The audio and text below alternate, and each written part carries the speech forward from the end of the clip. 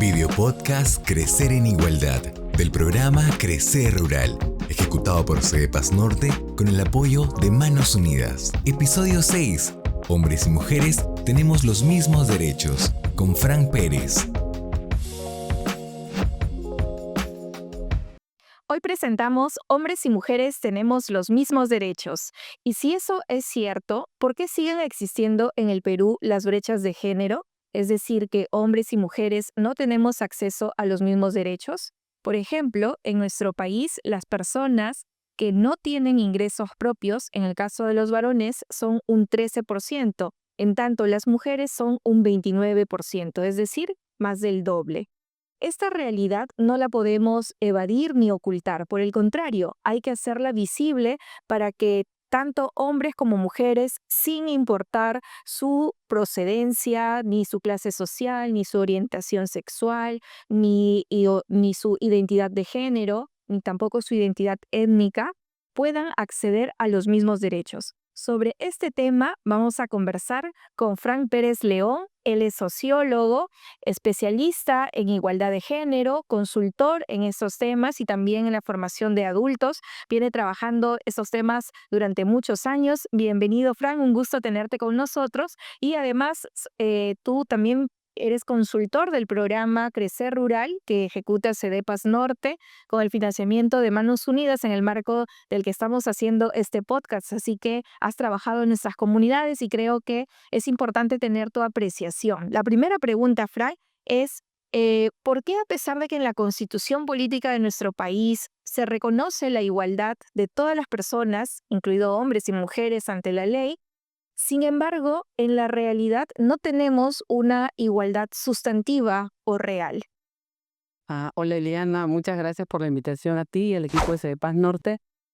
Efectivamente vengo trabajando ya con el programa Crecer Rural desde hace un par de años y bueno, en relación a tu pregunta, yo creo que hay una cuestión estructural y de fondo. Si bien ante la ley, como dices tú, en la Constitución está establecido que todos y todas somos iguales, incluso está en uno de los primeros artículos, pero dada esta cuestión estructural, esa igualdad no es real porque se intersecta con diferentes condiciones. Una de ellas tiene que ver con el género de las personas, las identidades, pero también tiene que ver con cuestiones con la procedencia étnica, con el nivel socioeconómico, cultural. Pero yo creo que desde mi punto de vista, ya en todos estos años trabajando y desde mi perspectiva sociológica, creo que está todo parte desde esa diferenciación, esa valoración que le damos tanto a lo masculino y a lo femenino. Desde esa diferencia que parte porque nos reconocemos como personas a partir de la diferenciación biológica. Pero entonces, desde esa diferenciación biológica y en la carga de valor que le damos a estos aspectos, ahí parte todo. Entonces, desde ahí se van construyendo relaciones. Cuando hablamos de género, también no debemos olvidar que estamos hablando de relaciones de poder. Relaciones de poder que te permiten acceso a oportunidades, que también te clasifican en relación a la posición o la estructura de las personas en una sociedad. Y entonces desde ahí parte todo. Con esa carga valorativa distinta, le asignamos, limitamos o posibilitamos oportunidades para acceder a puestos de decisión, para acceder a ingresos económicos, para acceder a espacios de formación o un conjunto de diferentes realidades, ¿no? Entonces, es clave que todo esto empieza tiene una connotación. Además, no olvidemos que el género es una construcción sociocultural y cambia también un contexto en la historia. Entonces, en la medida que tiene un carácter histórico, social, cultural, ahí radica esa fuerza. Entonces, se impone más la práctica y también vivimos en un país lamentablemente con prácticas machistas, con una visión que también hemos heredado desde el proceso de la invasión española, de la colonia. Entonces, todos esos males que tenemos de machismo, sexismo, homofobia, clasismo, racismo, desde ahí todo eso engloba y eso explica de por qué en la práctica no tenemos una igualdad sustantiva, como tú decías. Claro, y eso nos deja, digamos, en la balanza en una menor posición a las mujeres. Y no es una invención, sino que las estadísticas y las brechas de género que tenemos en el país así lo señalan. Fran, a partir de lo que mencionas, creo que es importante resaltar que esa diferenciación biológica no nos ayuda del todo para explicar esas desigualdades, ¿verdad?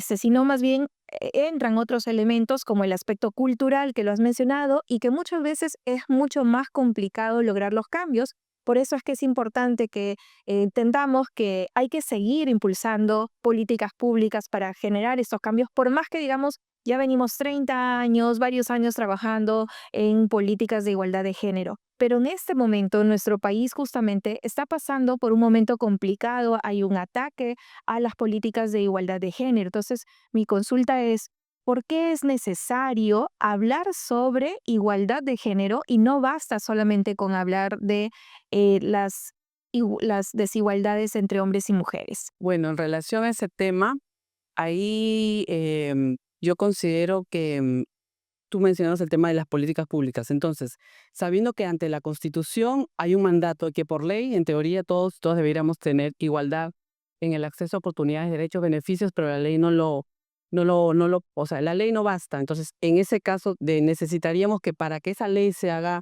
posible y que sea potente, real, necesitamos un conjunto de políticas públicas. Entonces, no olvidemos que el Perú también es un estado que es parte de este mundo global que suscribió varios convenios en tratados, entre ellos lo que es la plataforma de acción de Beijing en 1995. Si mal no recuerdo, fue la convención, ya han pasado más de 30 años, entonces el Perú ha suscrito ese y otro tipo de convenios, de tratados internacionales, donde una de esas políticas es la igualdad de género, un enfoque. También no olvidemos, porque también en los últimos años venimos asistiendo a toda una ola conservadora con grupos que cuestionan el género y le llaman ideología de género, entre comillas, pero no.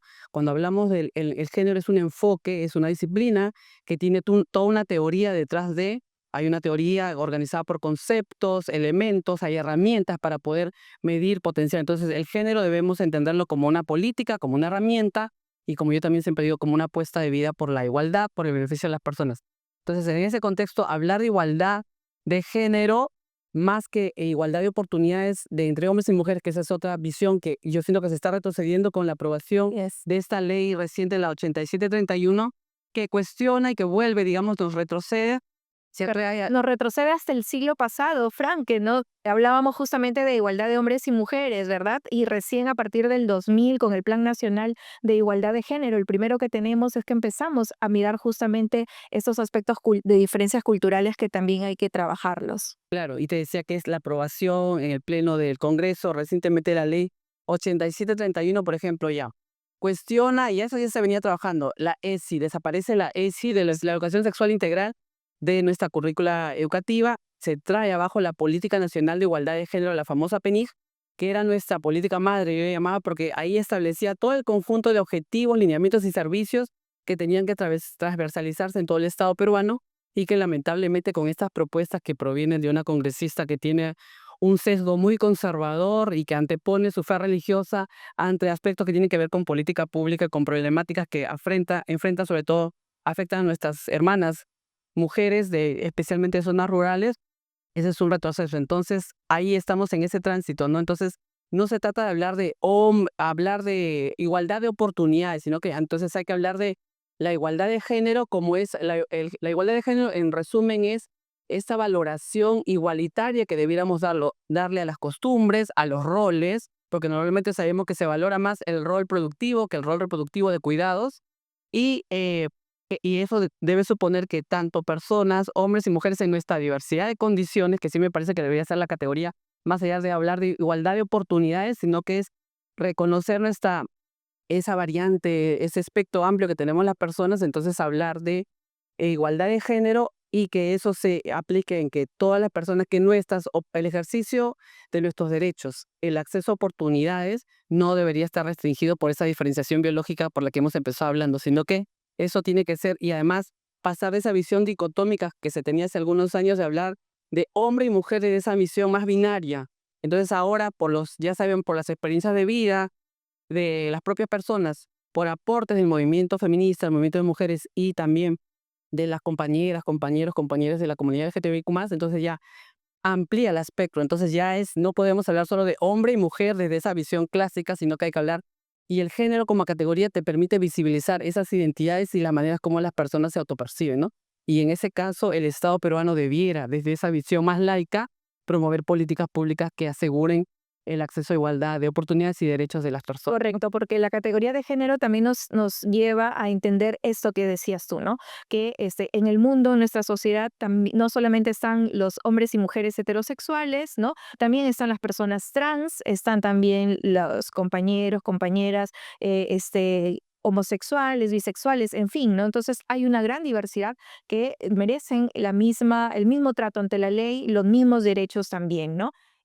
Pero la realidad nos dice que todavía tenemos brechas de género. ¿Cuáles serían esas principales brechas de género que nos pueden ayudar a explicar de repente la urgencia que hay, la importancia de justamente de recuperar el enfoque de género para poder disminuir e ir cerrando esas brechas? Yo la relaciono además desde el trabajo que vengo haciendo en los últimos años y con lo que también CEDEPAS Norte está trabajando en el marco de Crecer Rural. La brecha está asociada también al ejercicio de derechos. Y en este caso, por ejemplo, hablamos en primer caso de las tasas. Si miramos las tasas de analfabetismo, el último informe de brechas de género que hace el INEGI en el Perú, el del 2024, nos dice que el 7% de mujeres tienen condición de analfabetismo versus un 2,6% de hombres, que ahí es el triple, digamos, todavía. Si bien se ha avanzado en educación, se han cerrado brechas y, por ejemplo, las niñas, sobre todo en contextos rurales, ya acceden, ya es una cuestión mucho más que está instalada, que ya es parte de, porque antes sabíamos que en nuestras zonas rurales se privilegiaba el estudio de los hijos hombres nada más. Entonces ahí la brecha se ha cerrado, pero todavía es 3 veces más. Después, entonces, en el caso, y además creo que la educación es uno de los fundamentos para el desarrollo y el ejercicio de derechos de cualquier tipo de persona. Entonces ahí tenemos una brecha. Otra que es muy significativa en Perú, un estudio reciente que hubo, una publicación, creo que del Instituto Peruano de Economía, por el marco del 8 de marzo de este año, el 25, establece que hay un 24% de brecha salarial entre hombres y mujeres. Ahí también la brecha sigue siendo distinta y sabemos, sobre todo en zonas urbanas y en zonas rurales, que por un mismo trabajo que hacen hombres y mujeres, por esa carga valorativa que te decía de lo masculino y lo femenino, se asocia que las mujeres deberían ganar menos por esa misma actividad económica que hacen, ¿no? Entonces ahí hay otra brecha. Y sabemos que otro elemento, así como la educación es importante, los ingresos, la autonomía económica de las mujeres también es otro pilar fundamental y ahí también hay una brecha significativa.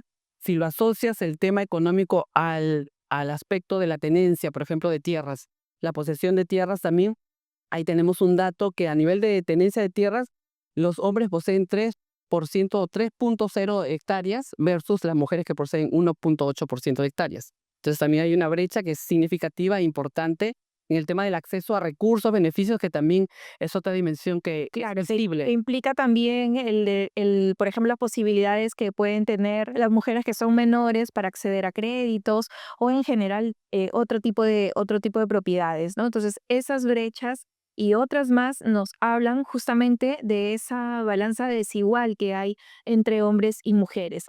Entonces, no lo estamos inventando, la realidad está así y de hecho se han ido cortando, como has señalado, y justamente por eso es importante insistir en este trabajo de políticas de igualdad de género. Pero además, no solamente para ayudar a las personas, que en este caso la mayoría son mujeres que se encuentran en una posición de desventaja, sino que la igualdad de género también les ayuda a los varones, también tiene un impacto positivo en los varones y sobre todo toda la comunidad en general, en las disidencias de género, las personas no binarias, que estábamos comentando, la comunidad LGTB, ¿no? Entonces, queríamos saber también cómo hablaríamos o cuáles son esos efectos, ¿no? Que se pueden, que positivos, digamos, que podríamos resaltar también en toda la población si es que apostamos, si es que nuestro país apuesta por un trabajo de igualdad de género. Mm, Bueno, pensando también, claro, si bien el género como categoría y además como política y enfoque se fue posicionando porque fue un aporte desde las propias mujeres, porque ellas, incluso las primeras mujeres que salieron al espacio público, que accedieron a estudios, fueron despertando su conciencia de género y reconocieron que había algo que estaba mal, que el desarrollo no era igual para los hombres y las mujeres ya desde hace un par de siglos atrás. Y entonces ahí, reconociendo esa necesidad, ellas empiezan a trabajar esas propuestas y son ellas las que hacen más visible la temática. Y normalmente quienes estamos en el mundo de la cooperación al desarrollo de las ONGs y los proyectos sabemos que por lo general se asocia género solo con mujer o las actividades, los proyectos, las acciones se han enfatizado en recortar esa brecha que sigue siendo todavía, si lo miramos en zonas rurales, por ejemplo, acá en La Libertad, la brecha sigue siendo muy fuerte todavía. Y entonces es necesario, si bien se enfoca en las mujeres, pero también cuando hablamos del género como categoría, el proceso de construcción de identidades también tiene costos tanto para hombres y para mujeres. Así es. Y en el caso de las compañeras, tú y yo, que trabajamos muchos años en esto, lo sabemos, los efectos son visibles y hemos dado algunos ejemplos a nivel de brechas, pero en el caso de los varones, también tenemos que reconocer que hay costos para nuestros procesos o los sujetos que se asumen con identidades masculinas. Los costos son altos en términos de expresión de afectos, emociones que las sociedades también siempre han prohibido, han limitado, eso es una cosa restrictiva, pero también nos limita en el ejercicio del acceso, por ejemplo, al espacio del cuidado, de la corresponsabilidad de tareas. Incluso hay estudios, evidencias que si tú miras, por ejemplo, con esa permisividad que tenemos los hombres supuestamente por los mandatos culturales, de que los hombres pueden tomar, pueden pelearse entre hombres, pueden ser aventureros. El ejercicio de la violencia, digamos, que está legitimada en el caso, ¿no?, de las identidades masculinas, Sí, que finalmente lleva un efecto dañino sobre ellos mismos, ¿no?, como agresores, y obviamente sobre quienes ejercen también esa violencia. y ahí las estadísticas también no dejan mentir. Si tú miras con esa permisividad que tenemos, con esa valoración distinta, como te digo, en ese caso sí es permisible. Si miramos las cifras, las estadísticas del número de personas presas por cometer delitos de robos, asaltos, narcotráfico, la mayoría son hombres. Pues, Lo que cometen accidentes, los casos de choques de autos, de peleas, entonces ahí hay una cosa así. Entonces, eso tiene efectos. Y entonces tenemos que entender que cuando hablamos de género, como te dije al inicio de la entrevista, hablamos de relaciones de poder, pero también, así como tenemos relaciones de género, las relaciones raciales, étnicas que existen también, desde esa cosmovisión, si se quiere. Hay una mirada muy urbana, muy blanca, si quieres, pero cuando miramos, por ejemplo, la situación de los compañeros, ahí también tiene efectos en su condición de sujetos hombres, porque no es lo mismo un hombre urbano, blanco, de clase media, media alta, en comparación con un hombre, por ejemplo, que vive en Santiago de Chuco, en Culcán y Otusco, que ahí también esa condición es distinta y por eso tiene efectos. Yo creo que por eso es importante que se promueva, porque esto es en beneficio de todas y todas, no solo es de las mujeres. así es, ganamos todos, ¿no? Y finalmente, quisiera una reflexión tuya respecto a qué podemos hacer, cuáles son los retos, tanto como personas, como instituciones y como sociedad en su conjunto, para alcanzar esa igualdad sustantiva y real de la que preguntábamos al inicio de esta conversación, Frank. Yo creo que el reto es complicado ahorita en el actual contexto social y político que vivimos, toda la ola de retrocesos, esta ola conservadora, antienfoque de derechos, antienfoque de género y antidiversidades también, ¿no? Entonces ahí yo creo que el reto empieza por uno y por una misma. Entonces mi experiencia me dice que hay que empezar por conversar, por trabajar estos temas con nuestros entornos más cercanos, familias, hijos, hijas, parejas, y empezar ese proceso de autoanálisis y de construcción. Quienes trabajamos con enfoque de género siempre hablamos de estos procesos de construcción, de desaprendizaje. Es aprender, cuestionar, y sobre todo en el caso de los sujetos masculinos, los hombres, es tomar conciencia de nuestro poder y los privilegios que hemos tenido por siglos, y que creo que ya es momento de poder cambiar esa situación y reconocer pues que hay costos para hombres y mujeres y que finalmente la igualdad es beneficiosa para todos y para todas. Entonces la invitación es eso, empezar por uno mismo, por una misma, por nuestros entornos familiares, laborales, organizacionales, y con esa perspectiva y estando en los espacios que nos movemos. En mi caso yo siempre digo que soy sociólogo, tengo una apuesta profesional, personal, pero también es una apuesta política, porque detrás somos sujetos y sujetas políticas. Entonces la invitación es esa, ¿no? A construir un mundo mejor, diferente, y que creo que va a ser en beneficio de una sociedad más justa, equitativa e igualitaria. Así es, hay que mirar el horizonte con optimismo para poder cambiarlo. Muchas gracias. Estuvo con nosotros Frank Pérez León en este episodio llamado Los hombres y las mujeres tenemos los mismos derechos. Crecer Rural, ejecutado por CEPAS Norte con el apoyo de Manos Unidas.